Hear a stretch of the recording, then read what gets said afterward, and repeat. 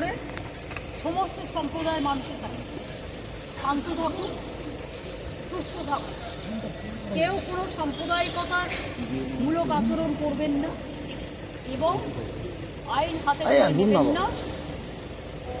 যারা বিপদে পড়বে আমাদের ভাই বোনেরা, কারণ এখনো অনেকে আছে, আমরা সেটা গভর্নমেন্ট অফ ইন্ডিয়া এবং গভর্নমেন্ট অফ বাংলাদেশ সেটা দেখে রাখবো।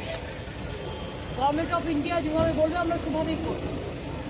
আর আমি সমস্ত পলিটিক্যাল পার্টি লিডারদের অনুরোধ করছি এবং বিশেষ করে সমস্ত জগতের সবাইকে, দয়া করে এমন কিছু পোস্ট করবেন না যাতে কোনো সাম্প্রদায়িক সম্প্রীতি এখানে নষ্ট হয়।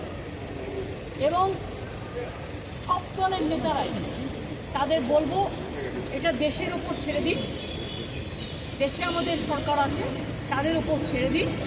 আপনারা নিজেরা এমন কোনো কমেন্ট করবেন না যাতে কোনো হিংসা বা প্ররোচনা সৃষ্টি হতে পারে।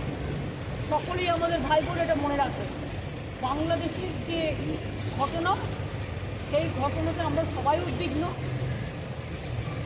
কিন্তু সেটা নিয়ে পোস্ট করতে গিয়ে এমন কিছু লিখবেন না বা বলবেন না যাতে বাংলার কোনো শান্তি নষ্ট হতে পারে বা ভারতের শান্তি নষ্ট হতে পারে।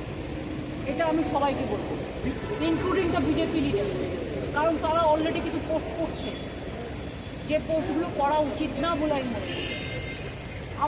আমি আমাদের নেতাদেরও বলবো কেউ কোনো পোস্টই রাখবে।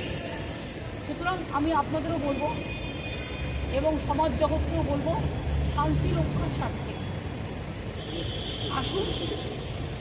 ইন্ডিয়া একটা কান্ট্রি, বাংলাদেশও একটা কান্ট্রি, কিন্তু পাশের যদি রাজ্যে কিছু হয়, আমার প্রতিবেশীর কিছু হয়, তার একটা প্রভাব পাশের রাজ্যে পড়ে।